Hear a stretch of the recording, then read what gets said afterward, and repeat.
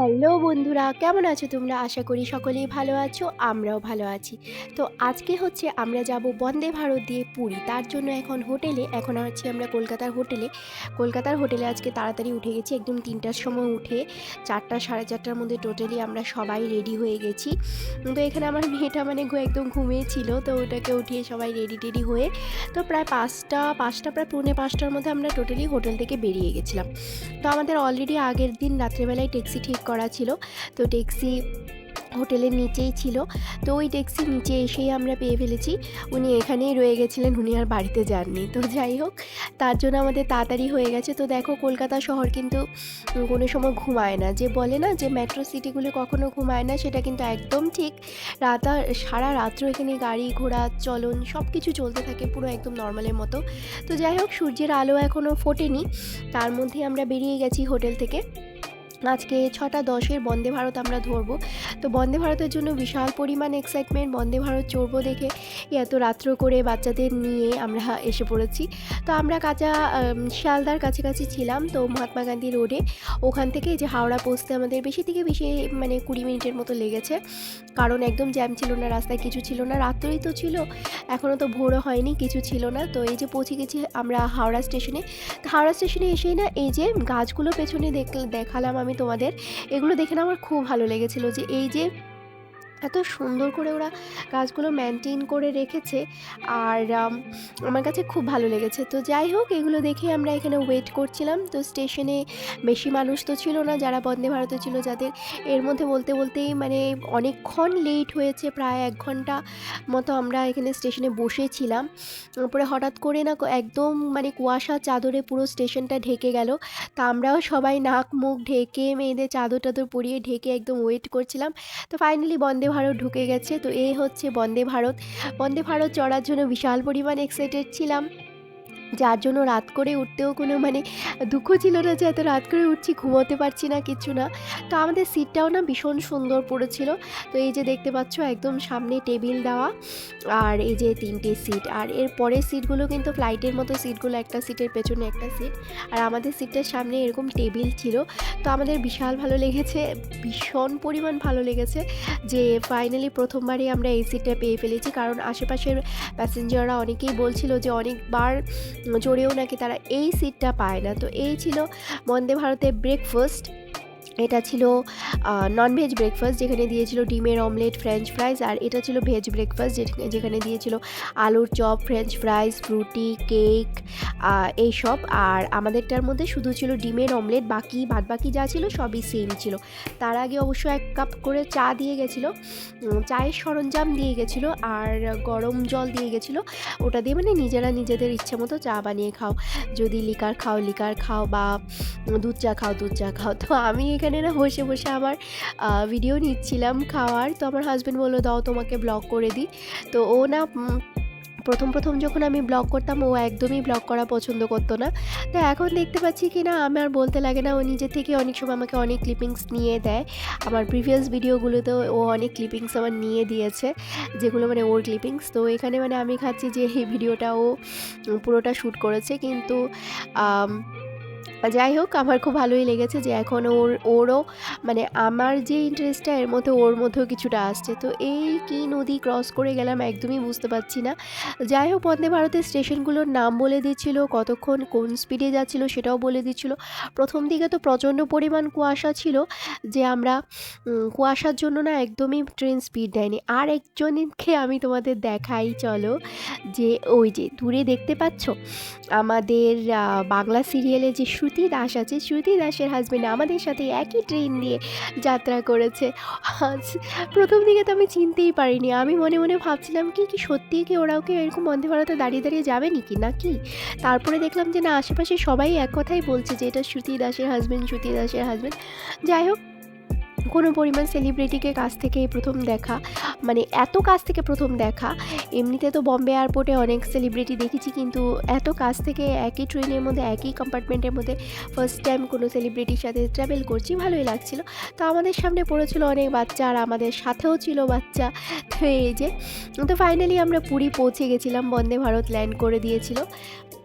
তো পুরী পৌঁছার পর লাগেজ-টাগেজ নিয়ে অনেক দরদাম করে আমরা এই অটোটা ঠিক করে নিয়েছিলাম। তো এই অটোটা দিয়ে এখন সোজা চলে যাচ্ছি হোটেলের দিকে। তো আমরা স্বর্গদ্বারেই ছিলাম। তো স্বর্গদ্বারেরই একটা মানে সি ফেসিং হোটেলে আমরা থাকবো, যে হোটেলটার নাম হচ্ছে বেলাভূমি নিবাস। তো এই যে বলতে, বলতে পৌঁছেও গেছি বেলাভূমি নিবাসে। তো এই হচ্ছে আমাদের হোটেল। তো আমরা ছিলাম একদম টপ ফ্লোরে। ওখান থেকে এই যে দেখো সামনে সমুদ্র, যেটা দেখার জন্য মানে একদম ওয়েট করেছিলাম পুরোটা। মানে আমাদের ট্যুরের এবার মানে মেইন হাইলাইট ছিল এটা, কখন যে এই সমুদ্রের সামনে আসবো, কখন সমুদ্র দেখবো কত যে ওয়েট করেছে, ফাইনালি একদম সমুদ্রের সামনে। তো এই যে আমার মেয়ে ভীষণ খুশি, সামনে সমুদ্র দেখেও তো রুমেও ঢুকছিল না, বারান্দাতে দাঁড়িয়ে দেখছিল। তো এই হচ্ছে আমাদের রুম। তো এই হচ্ছে রুমটা মোটামুটি সুন্দরই আছে। তো এদিকে টিভি দেওয়া আছে, টিভি সেকশন, আর এদিকে আছে একটা বড় একটা খাট, যেটা আমাদের 4 জনের জন্য একদম পারফেক্ট। আর এদিকে ছিল কিচেন, যেটা মানে রান্না করে খাওয়ার। আর এই ছিল এখানে একটা বড় একটা মিরর। আর এই যে আমার অবস্থা আর কি বলবো, পুরো ফেস পুরো কালো হয়ে আছে। আর যাই হোক, এদিকে ছিল কিচেন। তো কিচেনে গ্যাসটা শুধু ছিল, সিলিন্ডার সব কিছু বললে এটা ওরা দিয়ে যায়। আর এই হচ্ছে বাথরুম, একদম সিম্পলের মধ্যে সব কিছু সুন্দর। আমার তো খুবই পছন্দ হয়েছে, আর আমার বড় মেয়েরও খুবই পছন্দ হয়েছে। তো মোটামুটি যেই টাকা ওরা মানে দিয়ে নিয়েছে, এই টাকার মধ্যে এই হোটেলটা খুবই পারফেক্ট। কেউ যদি মানে রান্না করে যদি আপনারা খেতে চান, কোনো রুগী থাকে সাথে, বা কোনো বাইরের হোটেলে স্পাইসি খাবার আপনারা না খেতে চান, তাহলে এই রুমটা, এই হোটেলটা আপনাদের জন্য একদম পারফেক্ট। হোটেলটার নাম হচ্ছে বেলাভূমি নিবাস, যেটা স্বর্গদ্বারের যে চৈতন্য মন্দির আছে ওইখান থেকে একদমই কাছে। একদম মঞ্জিনিস আছে একটা সামনে, মঞ্জিনিসের পাশেই। তো আমরা মানে খাওয়া দাওয়া করে কিছুক্ষণ ঘুমিয়ে টুমিয়ে তারপর বিকেলের দিকে চলে গেছিলাম এখন একদম বিচে। তো এই হচ্ছে বিচ, যেখানে আমার মেয়ে মানে প্রথমবার বিচে এসছে, আর আমরাও ভীষণ পরিমাণ খুশি ছিলাম। তো ও প্রথমবার স্যান্ডে এসে মানে ধরে ধরে দেখছিল, আর ওর বাবাও বলছিল যে খেলুক যা খুশি করুক, ধরে দেখুক। আর আমি মানে চাইছিলাম না ও ধরুক, এটা এই ধরো বালু ধরবে না, এই করবে না, এই করছিলাম।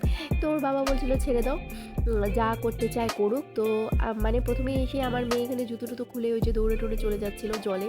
তো আমরা না আজকে ওকে জলে নামতে দিইনি, কারণ এখন একদম বিকেল হয়ে সন্ধ্যে হয়ে যাচ্ছিলো, প্রায় 4:30 মতো বেজে গেছিলো। তো আজকে আর জলে নামতে দেবো না, কারণ একটু ঠান্ডা মতো একটা বাতাস আছে পুরীতে।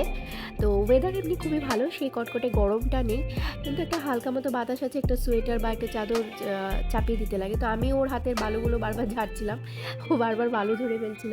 তো এইখানে এখন উট ঠিক করা হয়েছিল, যে উটে চড়বে। বাড়ি থেকেই ও ডিসাইড করে এসেছিলো যে ও উটে চড়বে। তো আজকে সেই ও উটে চড়ে ফেলছে, তো ওর বাবা ওকে উটের মধ্যে উঠিয়ে দিচ্ছে। তো প্ল্যানিং ছিল ফার্স্টে আমরা 4 জনই উটে চড়বো। তো প্রথম ওরা বাবা মেয়ে উঠছে, তারপরে আমার আর ছোটো জনের ওঠার কথা ছিল, কিন্তু উটে তো হাইট থাকে, আর ওদের বাবা মায়ে ওঠার পরে ওরা এরকম মানে শেকিং ভয় কথা বলছিল যে আমার আর সাহস হলো না উটের পেছনে ওঠার। তো এই যে ওরা দুজন উঠে গেল, আর পেছনের সিটটার মধ্যে আমার ওঠার কথা ছিল। যে উটের যে চালকও বারবার বলছিল কিছু হবে না ম্যাডাম, আসুন কোনো অসুবিধা হবে না, পড়বেন না, এই যে ওরা বারবার বলছিল।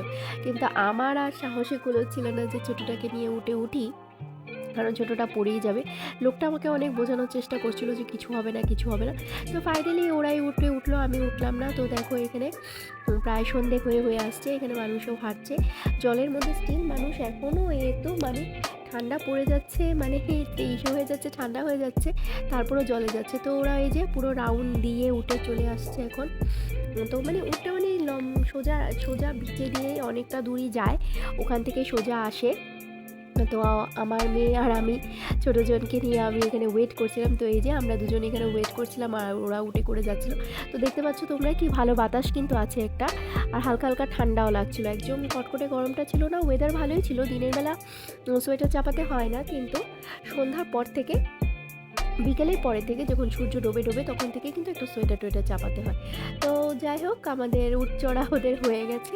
তো ওরা এখন উট থেকে নামবে। তো উটে কত টাকা যে নিয়েছিল সেটা আমি এখন রাইট নাও ভুলে গেছি, তাই তোমাদের সাথে শেয়ার করতে পারছি না। কিন্তু পুরী আসলে একবার উটের রাইড কিন্তু তোমরা অবশ্যই করো, আমার মতো কিন্তু একদম ভয় পেও না, কিন্তু তাহলে কিন্তু তোমরা মজাটা মিস করে ফেলবে। তা আমি যাই হোক মজাটা মিস করে ফেললাম। হোপফুলি যদি ফিউচারে কোনো সময় পুরী যাই, তাহলে অবশ্যই উটে চড়বো, তখন আর কিন্তু ভয় পাবো না, আগের থেকেই মানে মনকে শক্ত করে নেবো। তো যাই হোক, এখানে আমরা নামতে দেখলাম যে এখানে অনেক সুন্দর করে এই বিচের মধ্যে মানে মূর্তি বানানো হচ্ছিলো, কিন্তু ওখানে ভিডিও করতে দেওয়া হচ্ছিল না। তো যাই হোক আমি তাও একটু করে নিয়েছিলাম, এরপরে চলে এসলাম। তো আমার ছোটো মেয়ে মানে পাগল হয়ে গেছিলো পুরো এখানে স্যান্ড নিয়ে, আর ওইটা বড়টা আরেকটা ওইদিকে পাগল হয়ে যাচ্ছে, কী করবে বুঝতে পারছে না। তো দুইটাকে দেখে রাখতে হচ্ছিলো, একটা এদিকে যায় তো ওইটা আরেকটা ওইদিকে যায়, তো দুইটাকেই দেখে দেখে রাখতে হয়েছিল। তো আজকে আর আমাদের সেই পরিমাণ কিছুই অ্যাক্টিভিটি নেই এখানে। এই যে দেখো পুরো শুয়ে গেছে, মানে বালুর মধ্যেও কী করবে বুঝতে পারছি না, ও ডাইরেক্ট একদম শুয়েই গেছে, ওর না এত ভালো লাগছিল। তো বাদবাকি পুরীতে আমরা কী করেছি সেটার জন্য তোমাদের দেখতে হবে আমাদের পরের ব্লগগুলো। অবশ্যই মানে আশা করছি তোমাদের কাছে অবশ্যই ভালো লাগবে। তো আজকের ব্লগটা কেমন লেগেছে তোমরা অবশ্যই জানাবে, যদি ভালো লেগে থাকে তাহলে লাইক কমেন্ট শেয়ার করে দেবে। আমার চ্যানেলে নতুন হলে চ্যানেলটাকে সাবস্ক্রাইব করে দেবে। Thanks for watching, thank you.